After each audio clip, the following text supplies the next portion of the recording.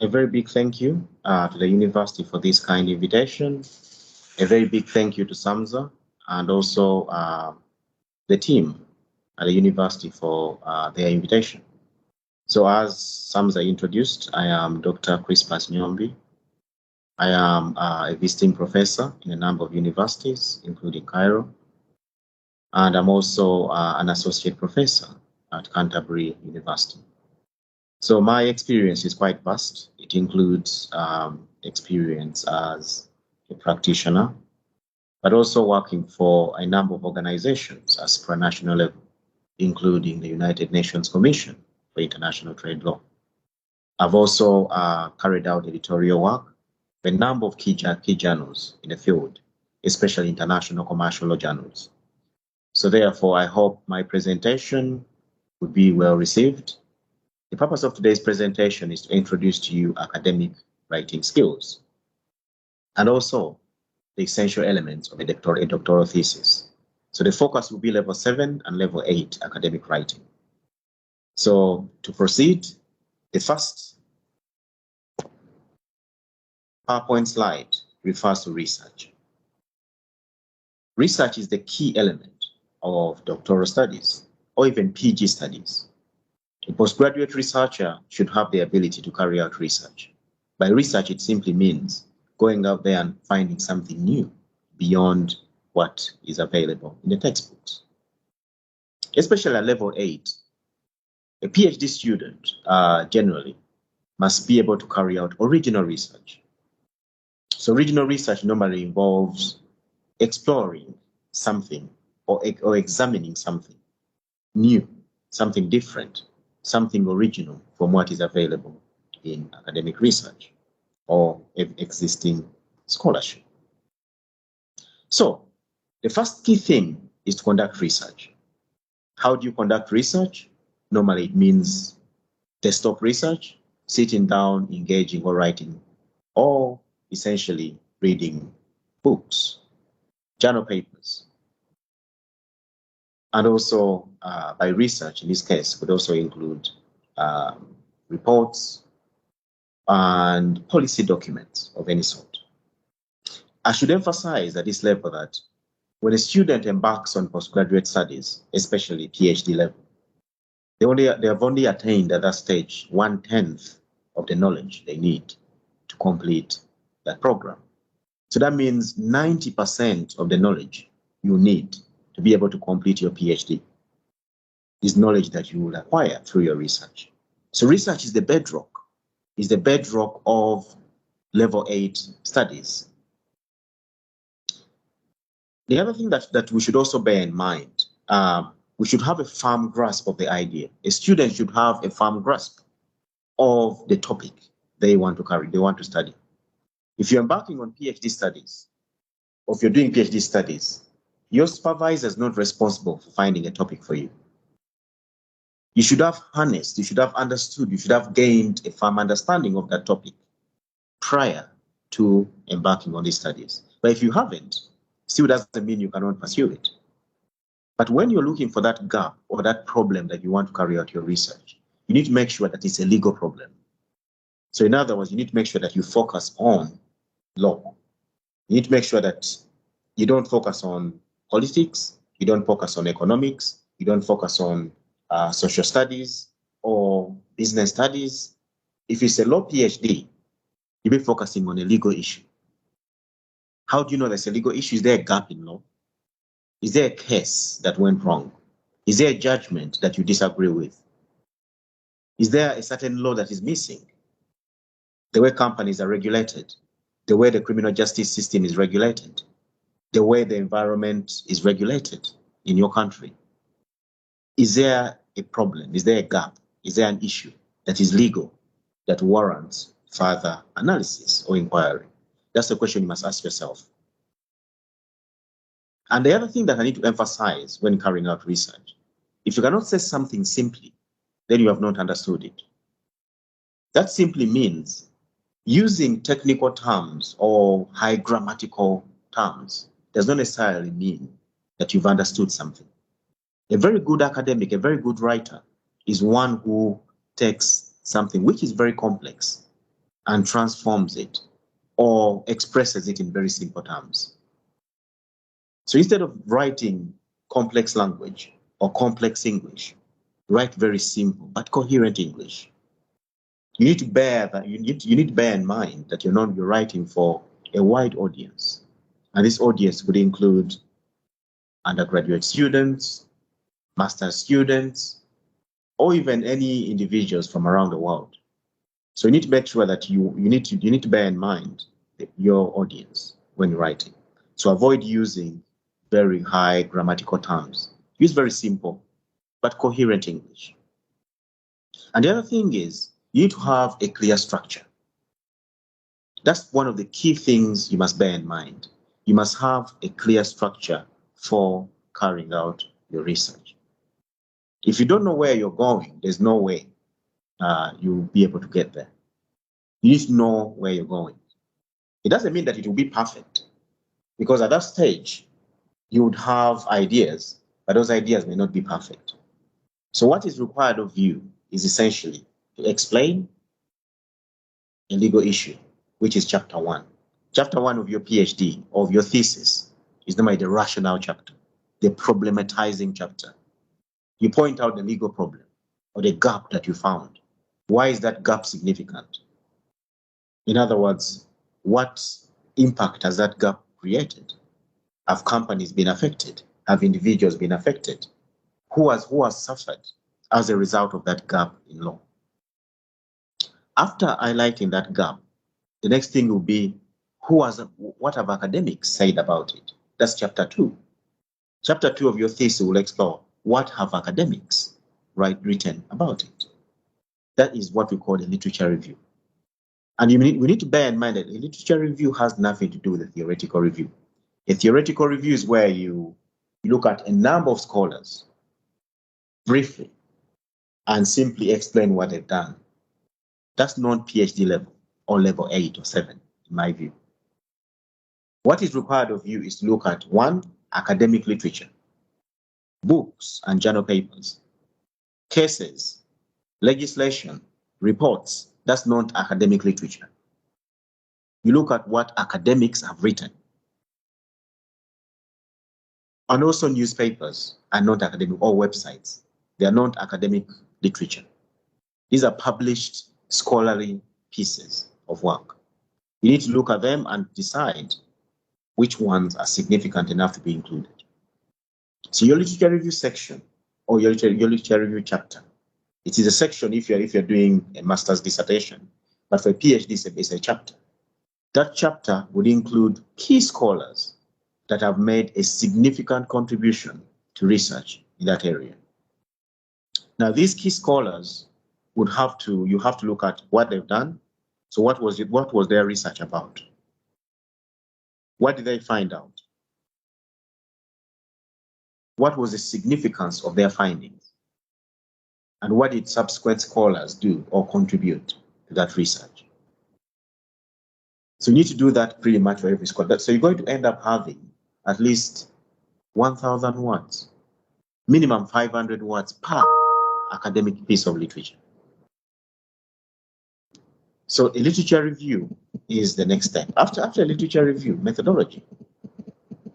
The method is the approach you use to be able to carry out your research. You could do comparative research. You could do doctrinal. Doctrinal simply means analysis of cases, analysis of legislation. There's a tendency for students, because I've examined a number of PhDs from Pakistan and Bangladesh and all over the world, basically. There's a tendency for students to confuse library,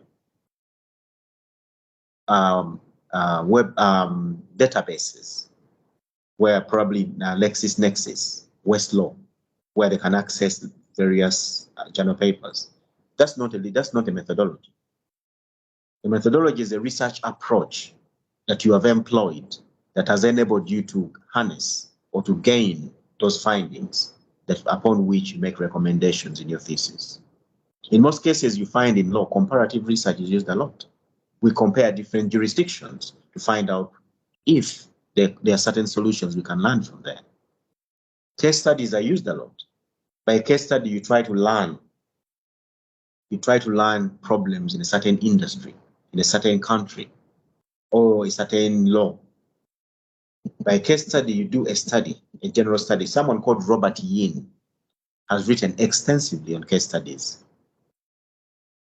You could also use doctrinal. Doctrinal simply means analysis of cases and legislation. You could also use documentary analysis, which means you've gone beyond cases and legislation. You've started looking at other important policy documents. So in other words, a methodology section is a very important section where you must point out what your research approach is going to be. So it is quite critical. After carrying out your methodology, then you must proceed on to carry out a substantive legal chapter. Remember, in chapter 1, all you've done is basically pointed out there's a problem, it's a legal problem, there's a political outcry, or there's an outcry from civil society in a country. But you have not really gone in depth in explaining the law. So chapter 4 gives you the opportunity to actually say, this is the law as it is in the country, in the region, but also even internationally. You can tell us what is the current legal position on that topic. Let's say, for example, if you're writing about environmental regulation, the question would be, what is the environmental regulatory approach in Pakistan? How are different agencies regulated? What are the various cases emerging in this area? Is there a regional policy or regional laws? What about neighboring countries? Are they facing similar issues? If so, what legal frameworks have they implemented in response to that? Is there an international framework, maybe at UN level, maybe at G8 level, that needs to be taken into consideration? So chapter 4 gives you the opportunity to actually examine the law in depth. By examining the law, then you can move on to chapter 5, where you identify, or actually you problematize, you prove, you provide evidence of that problem. Remember, in chapter 1, you've identified a problem. Chapter 2, you've provided a literature review. Chapter 3, you've given a methodology. Chapter 4, you've talked about the legal framework. In chapter 5, you must provide evidence. You must provide evidence to prove that that problem exists. If you're saying that there is a problem with company law in Pakistan, chapter 5, you need to probably look at companies, look at cases to prove that actually these companies have suffered as a result of this omission or as a result of this gap in law. Chapter 6 gives you the opportunity to analyze the findings you've made from chapter 5, the evidence in chapter 5. And also to look at a number of possible solutions. Probably that's where you can carry out a comparative study. You may look at maybe the United Kingdom and see what sort of approaches do they have. Do they have a better system or a better approach? If they do, what lessons can Pakistan learn from the United Kingdom? Then from there, you can proceed on to make your evaluation of the various reform options in chapter 7, then conclude in chapter 8.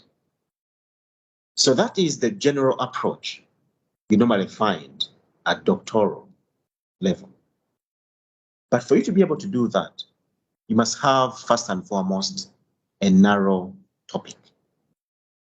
You need to have, first and foremost, a narrow topic of focus. The topic, as I said, is something that you need to have in mind prior to joining doctoral studies.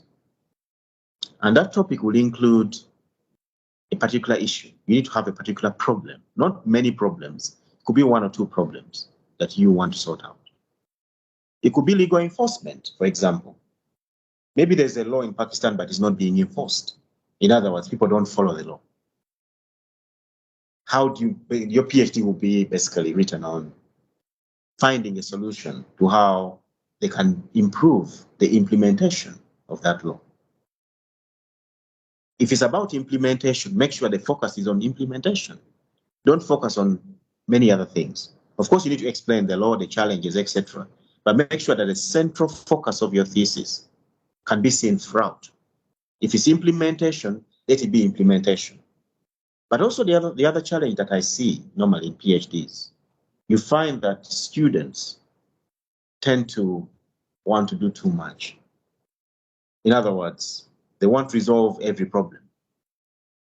You cannot resolve every problem. A PhD is a few years of research.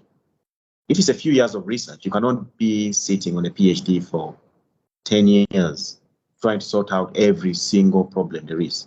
You focus on one problem and that's it.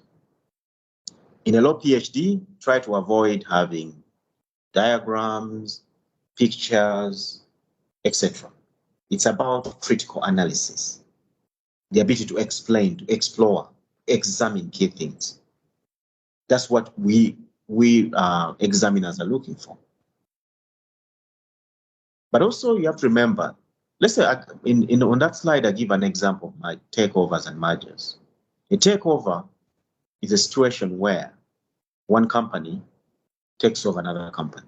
A merger is a friendly form of a takeover. Basically, a merger simply means they come together, they agree, and they join. They're different. So if your PhD is about a takeover, for example, if it's about takeovers, that means the central focus is going to be takeovers. Your chapter 1 is going to be about takeovers. Maybe at the end of chapter 1 somewhere, you can talk about, even though takeovers are there, even though takeovers are significant or they've raised these problems, mergers are also there. You can discuss mergers later on. Yes, they are important. Yes, they are slightly connected, but that's not your topic. If your topic is takeovers, you focus on your central topic, which is the takeover. If you're talking about takeovers and talking about mergers and you're talking about different things, there'll be a lot of confusion.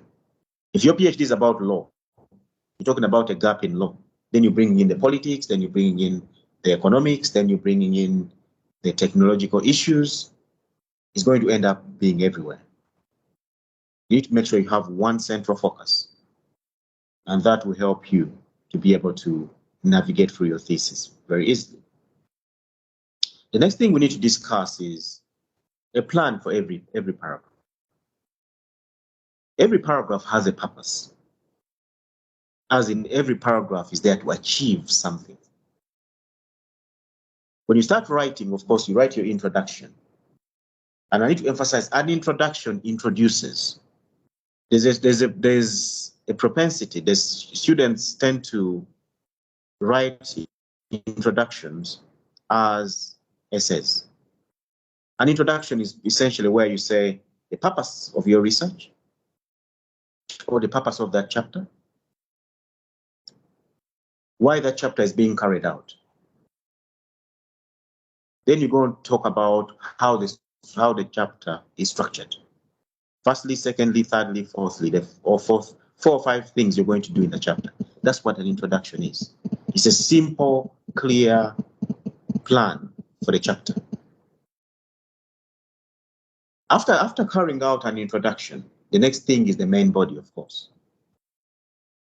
The first sentence of every paragraph is important. For example, if my first sentence is, a number of scholars have made a significant contribution to our understanding of Sharia law in Pakistan. So if my first sentence is, a number of scholars have made a significant contribution to our understanding of Sharia law in Pakistan, then the next sentence would be, these scholars include, you start talking about the scholars because in the paragraph you've said a number of scholars. If you say that a number of studies, then you're going to be talking about studies. If you say that there are several provisions which have caused concern, that means in that paragraph you're going to be talking about that provision. So each paragraph, whatever sentence you write to introduce it, that should be the content of that paragraph. If the paragraph is talking about scholars, don't include any legislation or laws in there, because that's not the scholars you talked about. Make sure that you focus each paragraph. And each paragraph must have a conclusion. In other words, once you've talked about a number of scholars, you mentioned those scholars, then you have to say, therefore, these scholars have done this. Therefore, these scholars are significant. So essentially, the point I'm trying to say here, each paragraph must have a sentence that introduces it and a sentence that ends it. And within it, you need to reflect back and say, the sentence that introduces it, have I answered, have I addressed that very key issue that I had raised in the first paragraph or in the first sentence? And you need to make sure that you include examples. In other words, make sure that every paragraph has empiricism. If you're talking about a number of scholars, include those scholars in there, mention them. If you're talking about a number of studies, include them. If you're saying that there is certain statistics, include those statistics. But also there's a tendency for students to write without evidence. And that is one of the biggest issues that I've found. In other words, you write a paragraph based on your own understanding, not based on research, not based on law, based on your own understanding.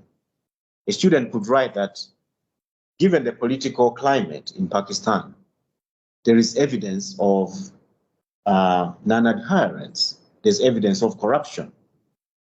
If you mention something like that, you need to have strong evidence to support it. That strong evidence is not a newspaper. That strong evidence is not something they told you. It has to be a report. Is there a government report that says it? Is there an academic study that proves it? So make sure that if you make a particular point, that point is supported by adequate evidence. That is very important, the evidence element. The other thing is the introductory paragraph. That's the next slide we're on. The introductory paragraph sets the tone. As I say, the introduction itself sets the tone. It tells the reader what the chapter is about. It's not there for you. You shouldn't have references in the introductory paragraph because it's about you telling the reader. But the other thing that I will emphasize when writing, make sure you refer to things such as this thesis, this study. That shows ownership. This thesis, this study, this research. That's a good way of showing ownership of what you're writing. And it makes your work stand out. It shows that you've not copied. You're referring to your own work. You're basically engaging on a personal level with the research that you're carrying out. And if you have any key terms, key issues, for example, if you're writing a chapter on, let's say, for example, alternative dispute resolution, ADR in Pakistan, so the first thing would be for you to define ADR. What do you mean by ADR? Because it's a very broad term. Are you focusing on a particular form of ADR? Is it mediation? Is it arbitration? Which sort of ADR are you referring to? Then you tell the reader what it is, then you can move on to talk about it.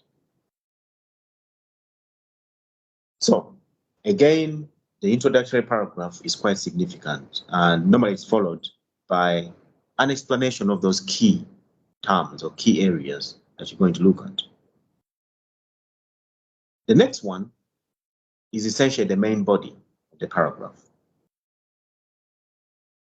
So the main body of the paragraph is also equally important. In the main body of the paragraph, the emphasis would be on evidence, and knowledge. It's about evidence and knowledge. You write a sentence, to start it off, you must include evidence throughout. A good piece of work is where there is statistical evidence. You refer to cases, you refer to regulatory provisions, policy initiatives. In other words, it looks heavy, it looks well supported. So the main body of a chapter should always include a lot of evidence. So there's a tendency for students to write generally without referring to evidence. So evidence is the key element that glues together those paragraphs within the main body. And also the other thing when it comes to academic writing at level 8, you have to remember that your work has to flow. In other words, if one paragraph is talking about one thing, let's say one paragraph is talking about mediation, the next one is talking about arbitration, the next one is talking about courts, then the other one is talking about conciliation. It becomes very confusing. It becomes a list, very confusing. You need to make sure that the conclusion of one paragraph links to the next paragraph.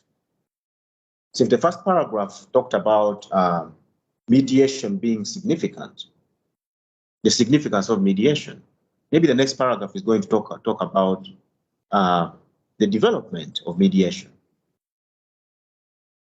Maybe the paragraph after that is going to talk about key scholars that contributed to the development of mediation. Maybe the one after that one may talk about empirical studies that have been carried out to prove that mediation is working or not working. So in other words, you end up discussing mediation, but every paragraph is making a contribution, extending that debate, providing significant evidence to show that actually there is a coherent debate. So every sentence, the introduction of a paragraph is important because it introduces the content of that paragraph. But also the last sentence of a paragraph is equally significant because it provides the basis for the next paragraph. The next key area to look at is the structure or the main body paragraph.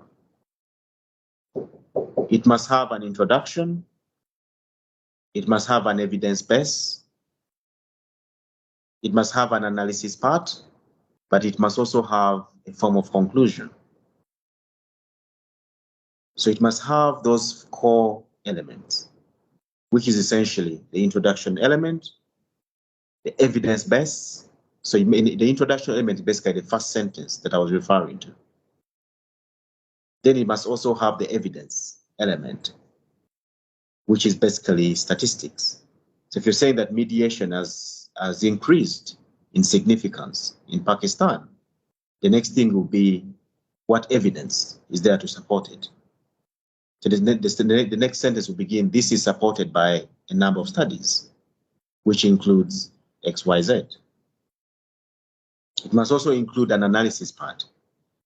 Then probably you're going to say this evidence shows that mediation has increased in significance. Therefore, there must be sufficient regulation to support it.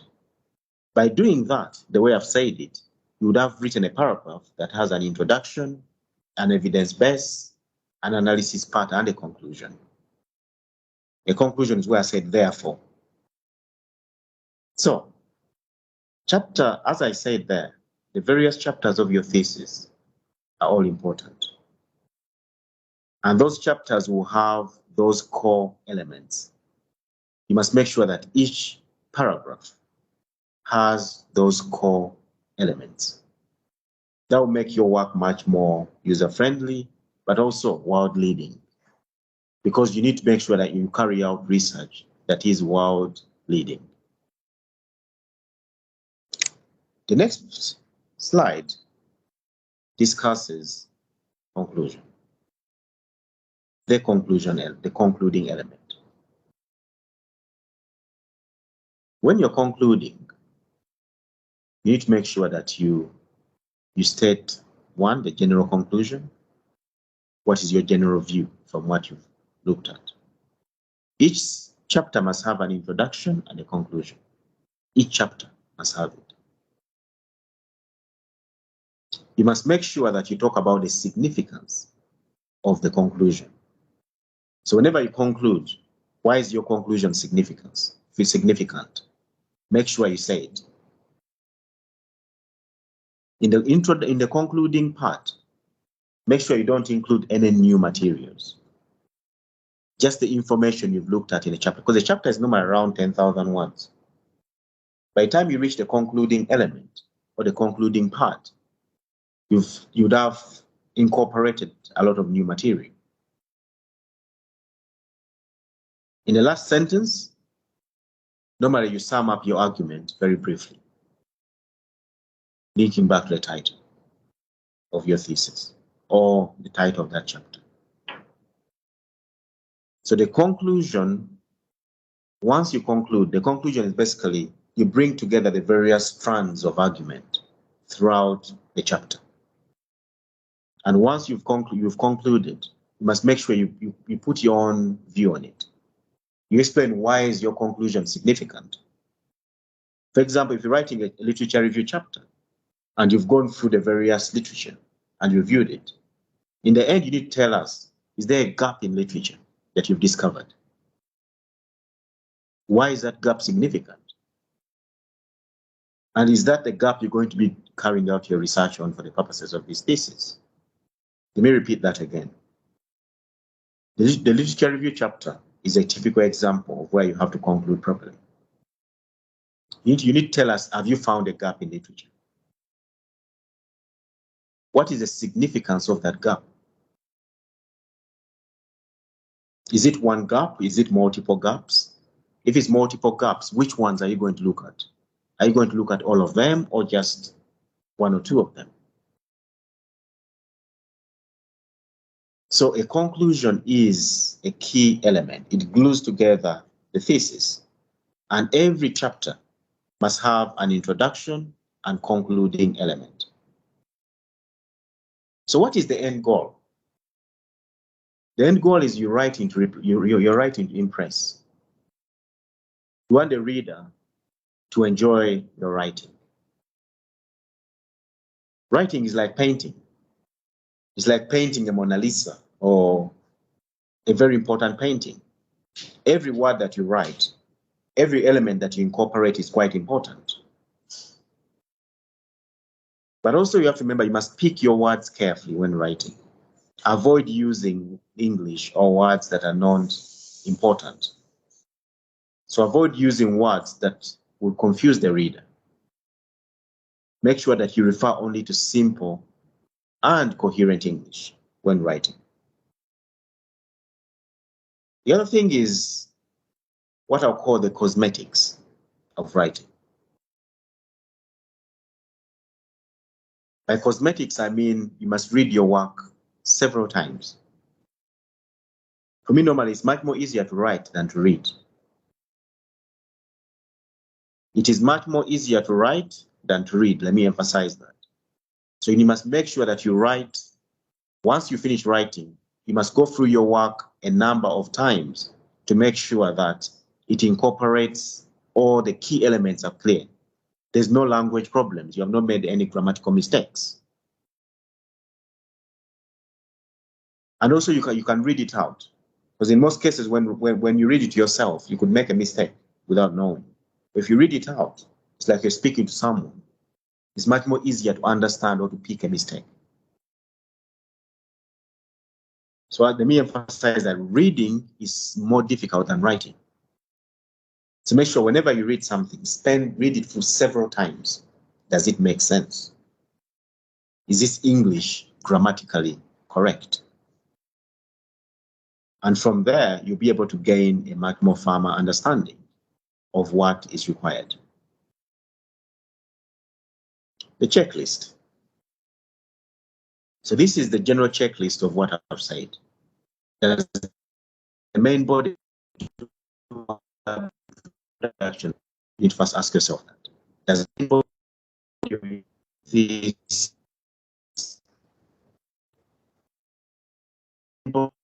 your chapter? Is it clear what each paragraph is about? Is every paragraph relevant to the question? Is everything in the paragraph relevant to the main topic? Is there enough in each paragraph to support the work or the paragraph or the topic you're trying to write about? You know, don't write a paragraph that has no content, that has no evidence. And also avoid repetition. Now, this is one of the things that I tend to find a lot when examining PhD thesis. I find that students tend to repeat things. In other words, they write about economics, then they write about economics again, then they repeat the same thing in the next paragraph, then they repeat the same things in another chapter. What is written in chapter 1 should not be repeated. Every chapter is independent. Every chapter is different. So what is written in certain chapters should not be repeated. So that's the key thing. And also you have to make sure, you have to look at relations. Does every paragraph relate clearly to the other? In other words, there must be a link between chapters. Does every chapter link to the next chapter? Does every paragraph link to the next paragraph? That's why in some cases you may find that when you're introducing, let's say, for example, chapter 3, you need to explain what you did in chapter 1 and chapter 2 and why chapter 3 has to be done. So that there's a link. The reader can see the link between the chapters and can see the link between the work that you're carrying out. The other thing we need to bear in mind, I've highlighted here a scholar who has written extensively on this. Different types of writing. We have descriptive writing, argumentative writing, and evaluative writing. But also there's what we call critical analytical skills. You cannot pass a PhD if you're not critical. When I was a student, my professor once told me, if you cannot criticize something, then you have not understood it. If someone tells you something and you take it as it is, if you look at a certain law, a certain policy, a certain initiative, and you don't see any gaps, any issues, or any problems, then you have not gone in depth in understanding it. Everything can be criticized. Everything has a problem. Descriptive writing, first of all, let's start with that. With descriptive writing, the problem with it belongs to undergrad.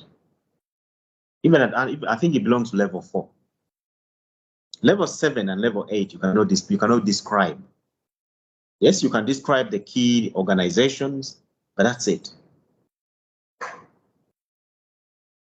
You cannot describe, you must be analyzing.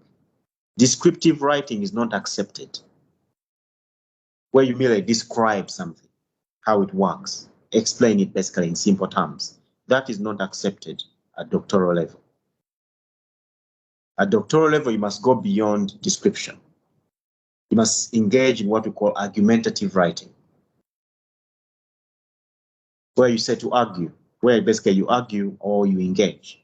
That's the same thing, especially in chapter 1. In chapter 1 of your thesis, you must make sure you point out your research aims and your research questions. Your research aims will be to critically examine, to explore, to interrogate, to evaluate. That's the sort of language you should be using. Not to explain, not to argue. That is level 4, level 5. At this level, you should be to critically examine, to interrogate, explore, to evaluate, which shows a very higher understanding, which shows that you're basically balancing things. You're not taking things in a very prescriptive manner. But also when writing argumentatively, you must have a position. I've come across a PhD which I failed before. where the student merely argued everything there is. At PhD and level 7 and level 8, you must have an argument. You must have a point. As I said, you must look at your thesis and say, is there a gap? Is there a problem that needs to be addressed? That will be the basis of your thesis. You must give reliable, relevant, and valid and convincing evidence to support it. In other words, you must make sure that you have a position and a well-reasoned position. Chapter 1 has to be argumentative. Chapter 2 has to be argumentative. Chapter 3, you must in chapter 3, for example, if you're explaining your methodology, let's say, for example, you're saying you're going to be using doctrine, you're going to be analyzing cases and legislation. You cannot just say that I'm going to be analyzing cases and legislation. You must go beyond that. You must make sure that you incorporate arguments to why you are going to be using it. Why is it relevant? How are you going to do it? So in other words, this goes beyond level 4 and level 5. The next one is what we call evaluative writing. Now, evaluative writing is quite important because it is level 8 specifically. Remember, that's not level 7. Level 8 is where you do evaluative writing. By evaluating, it simply means you're not only explaining the weaknesses, the pros and cons, you're also explaining, can it work? For example, in chapter 7 of your thesis, you have a range of potential solutions or potential recommendations that you want to put forward. Yes, you can look at the good and bad of those recommendations, but the key question is, if these recommendations are taken forward by the government, can they work? What could hinder it? What could hinder the functioning of those recommendations? For example, if you recommend that a new legislation is introduced to fight or to improve the functioning of the criminal justice system, the question would be, one, the cost of introducing that legislation, the implementation of that legislation, the enforcement of that legislation. Are there any political, economic, social, legal issues that could affect the working of that legislation? That's what we call evaluative writing. You go beyond, you think outside of the box, and you go beyond the narrow confines of your research to find how it could be better improved. In other words, how that suggestion of yours could be implemented. That is what we call evaluative writing. The next one is critical analytical skills. Critical analytical skills. Let me pause for 1 minute and I revert.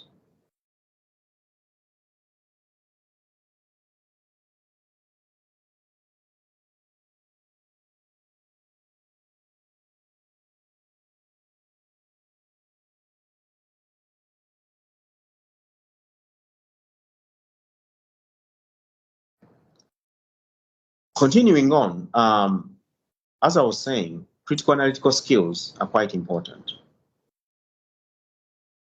These are the basis of academic writing at this level. You must be critical, you must be analytical.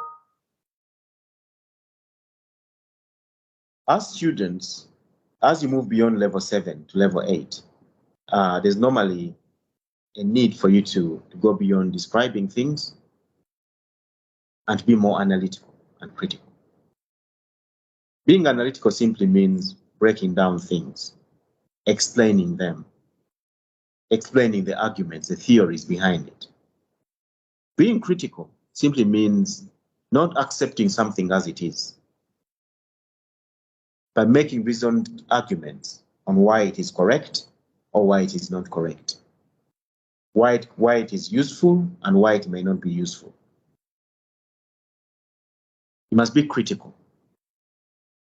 If there's a legal provision that you think there's a problem with, you need to ask yourself, are there scholars who are saying it's fine? Are there scholars who are critical of it? That should be the basis, for and against. Then you need to make sure that you reach your own reasoned conclusion on what position should be pursued as a result of it. So critical analytical skills are essential. Critical analytical skills are a key element of level 7, but also level 8. So some of the key things or the key words you could use are, however, which shows basically the ability to contrast. Whenever I'm reading work at level 8, I'll be expecting students to use such words such as however. On the other hand, in contrast, alternatively, on the contrary, conversely, in comparison, despite that, in spite of, and so on and so forth. You must make sure you show that ability to contrast, to compare and contrast your argument. So I've given you examples of the sort of words you could potentially use to be able to contrast, to compare and contrast different words. But also, as I said, as part of your paragraph, you must provide evidence, or what we call illustrations or examples to support what you're talking about. This could include saying, for example, for instance, in other words, notably, most importantly, etc. Those are the words you should be using to provide illustrations in every paragraph. You're right. But also the ability to extend points. As I said, there must be a flow. Your work has to flow, in other words, from one paragraph to the next. We cannot be having a paragraph that says one thing and another one that says something completely different. So you should be using words such as similarly, equally, indeed, in addition, besides, above all, furthermore, etc. Those are sort of words you should be using to extend a point. Those are sort of words that should be used to be able to extend a particular point. The next one is to be able to add your opinion. As I said, you need to conclude your opinion matters. In chapter 8 and chapter 7, you need to evaluate your opinion matters. In chapter 1, where you introduce your problem, your opinion or your argument matters. At the end of every paragraph, you need to make sure you end that paragraph, you conclude that paragraph. So these are the words you should use. Therefore, accordingly, thus, hence, for this reason, this implies, consequently, assuming, as a result, etc., etc. Those are sort of connecting words you should be using. They will guide you in that process of understanding how to write at this level. But also, you could also use things such as ultimately, first and foremost, finally, thirdly, etc. Basically, to show structure, to show a roadmap, to show what is next. Those sort of words ought to be used. But there's also what I call the do nots. The first one, do not use direct academic quotes. There's a tendency for students to give or to praise their academics or other academics. Now, even if it's an important government official, even if he's a very important scholar, I'm more impressed by a student who reads a book, understands it, and writes it, interprets it in their own words, than a student who copies a paragraph, puts it in quotations, and leaves it there. At level 8, you cannot be copying paragraphs, quoting them in your work, because that means you are unable to interpret them in your own words. The other thing is, make sure you bring in opposing authors. In other words, don't follow just your argument. especially in literature review and also in chapter 1, make sure that you bring in other opposing authors. For example, if you're saying that there is need for reform, and someone is writing and saying there's no need for reform, everything is fine, their work is also very important to you, because you need to understand why are they saying it.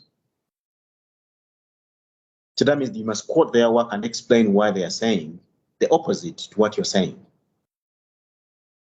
You don't exclude someone because they're saying something which is the opposite of what you are saying. The other one is introducing an idea theory. As I said, you must introduce ideas, compare and contrast throughout your thesis. I'll give you different examples there. You can say this conflicts, contrasts, or is contrary to the view held by, this is not accepted by or has been challenged by. Or you can start with the author themselves and say, in this case, myself, on the other hand, however, in contrast, suggests that. In other words, make sure you use words such as in contrast, these conflicts, in contrary. This will give you a much more stronger argumentative piece of writing, and it also improve the quality of your work. So I'm going to emphasize that students, when writing at level 8, they pursue that, what I call conventions of style, those approaches. And I'm going to emphasize use formal, simple English. And make sure that if you're writing numbers which are below 10, write it out in full. If it's 7, write the word 7, not the number 7. So those are some of the conventions of writing. Avoid using I, avoid using we, avoid using you. Instead, use things such as, it can be seen that, there are a number of, this thesis has found that. And avoid sweeping statements like it seems, it may, probably, apparently, generally. Those sort of words should not be included. It appears to, it may, probably, apparently, generally. Those sort of words are not accepted. Those sort of phrases are not accepted at this level. And also try to use rational language, because in some cases, if, for example, the issue of corruption, because I've examined, I've supervised a few students from Pakistan, and they're quite emotional, quite emotive when writing, especially about things such as corruption, etc. But the challenge is that would cloud your judgment. So you need to make sure that you use certain words, or you make sure that you distance yourself from emotive language. Use simple but coherent English. Avoid saying that they are very corrupt or the system is broken, things like that.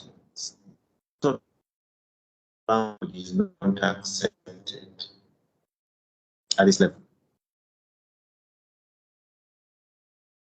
So the next thing that we're going to look at,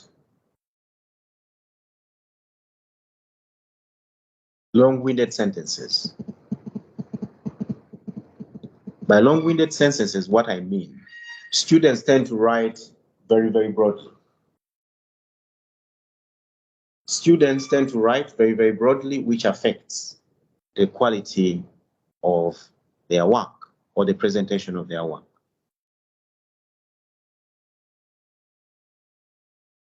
This is a typical example I'm showing you. Here, the students, these are examples I've taken from my own PhD students. The respondents, however, in spite of their doubts about the single currency, for so many benefits, include the elimination of the risks, involved in the currency exchange, the equalization of currencies. Now, the first problem I see here, these are all different points for so many benefits, include the elimination of risks. That should be a paragraph of its own. The equalization of currencies, that should be a completely different paragraph. The reduction of administrative costs, that's a completely different point. I think now you understand. When you're making a paragraph, should contain one point, not several points. So the student, from this paragraph, the student can easily write 1,000 words from that, because there are so many important points being mentioned in there, just in one paragraph. Actually, this is one sentence. So this sort of academic writing is not allowed at level 7 or level 8. The next one is there. So on this one, you can see the student wrote at this moment in time. First of all, by moment in time, what moment in time? That's not clear. It goes without saying. Again, that's what we call sweeping language. How do we know that it goes without saying? That the situation is not satisfactory.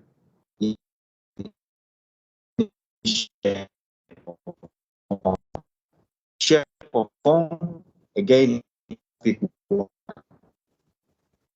so that's bad academic writing. The long, again, English. The long and short of it is that it is that we must. We is not supposed to be used. Must leave. That's what we call emotive language. So that's another example of a very badly written sentence. I've also given you other examples. Everybody knows that ours is an undervalued profession. Now, everybody is a lot of people, so such language cannot be used. So what I expect students to do is basically look at the various examples I've given you there and highlight where the problem is. Point out where the problem is, because this will help you in your own learning.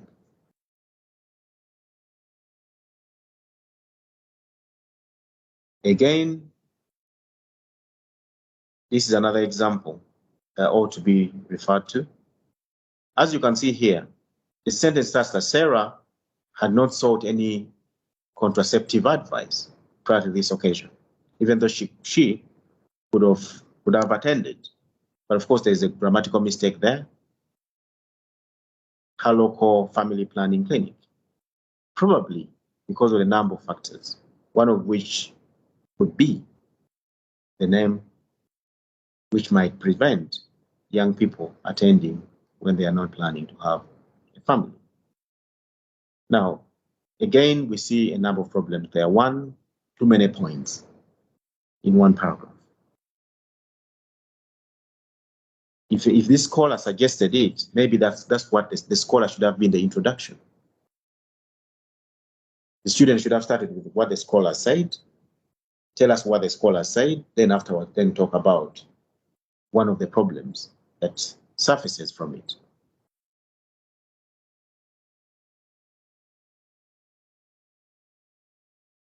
The next thing that I need to emphasize, at this level, students must learn to grade themselves. In other words, if you're level 7 and level 8, you are becoming a doctor. You've gone beyond a master. Whatever you write, look through it and ask yourself, does it meet the requisite standard? Don't let your own esteemed view of yourself cloud your judgment about the quality of your work. You need to make sure that you look at it, measure it against certain standards. You can download my papers, you can download other academics' papers and ask yourself, am I writing at the same level? Where can I improve?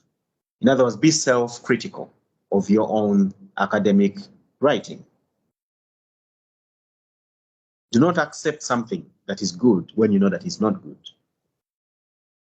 Because the key is improvement, the key is learning, the key is developing. You must make sure that, because development is a personal process. It's a personalized process. So only the developer, only the individual can push themselves to develop. Because for me, I've showed you what needs to be done to be able to approach a PhD at this level, to be able to write in such proper, coherent manner that meets the standard of level 7 and level 8.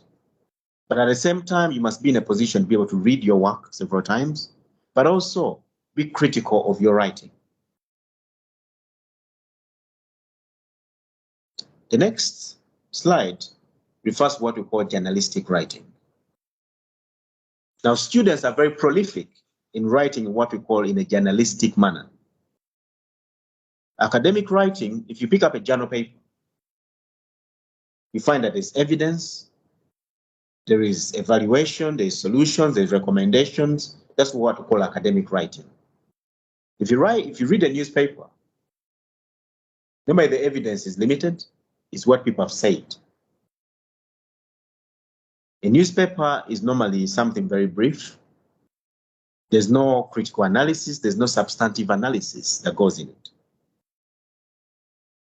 Journalistic writing is not accepted even at degree level. But still, students persist in writing in such a manner. So we must make sure that we avoid writing what we call the newspaper style of writing. Last but not least, I've provided for you a structure of a doctoral thesis. Chapter 1 normally provides a rationale, a research problem. In there, you will include the scope of your research or the limitations of your research. You have your research aims and your research questions. You're going to have the rationale or the problematization. What is the research problem? The significance of your research should also be incorporated. But also what are called chapterization, the breakdown of your chapters.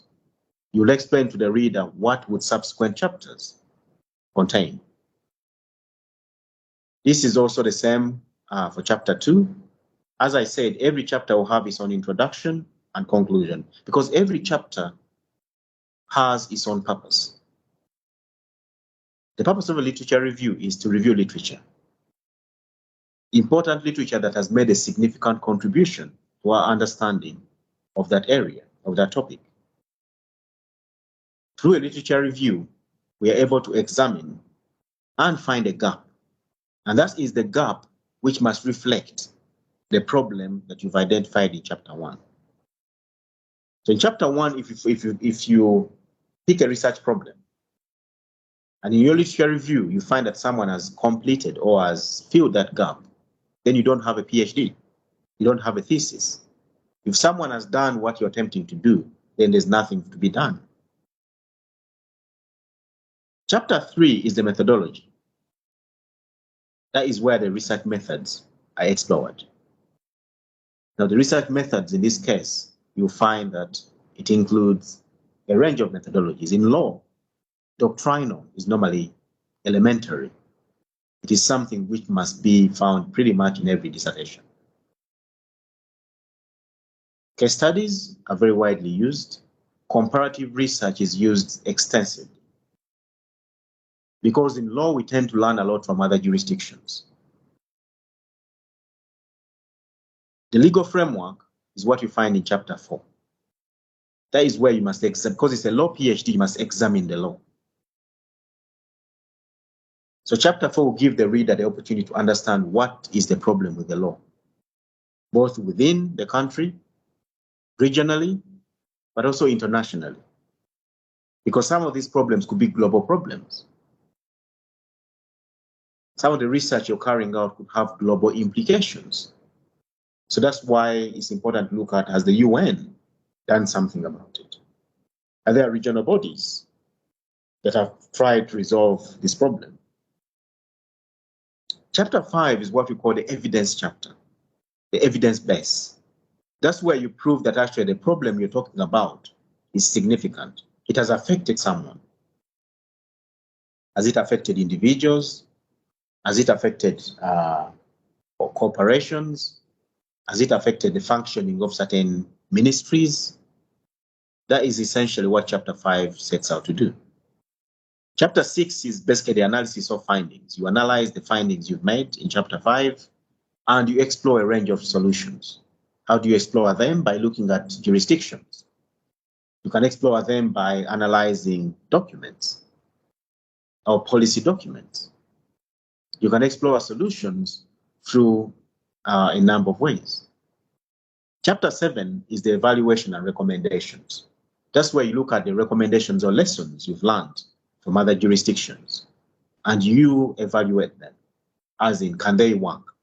Are there any social, economic, legal, technological elements that could affect the implementation or the proper workings of your recommendations? And then Chapter 8 gives you a firm, thorough, cohesive conclusion that brings together the various strands of argument that have been made throughout your thesis. And of course, any sort of final remarks and areas that you feel should be pursued further by future researchers in this area. So that pretty much covers what today's session was about. To recap, advanced academic writing is a process. Every paragraph has a point, one point. Every paragraph has an introduction, every paragraph has a conclusion. Every paragraph has a main body. You must make sure that you understand the structure of a PhD thesis, and you must also make sure that you write in a very simple and coherent manner. You need to bear in mind your audience, because your thesis is something that will be read globally. You must make sure that you use certain words to contrast. Critical analytical skills must be embedded within your thesis. At the same time, you must make sure that you evaluate or write in a very argumentative, not descriptive, but argumentative manner. And within it, you must make sure that you are very evaluative and very critical of your argument. You must make sure that every chapter has an introduction and conclusion, and every chapter has a separate purpose. Do not mix chapters. If you do, you're going to end up repeating or engaging in repetitive writing. That's it from me today, and a big thank you to everyone.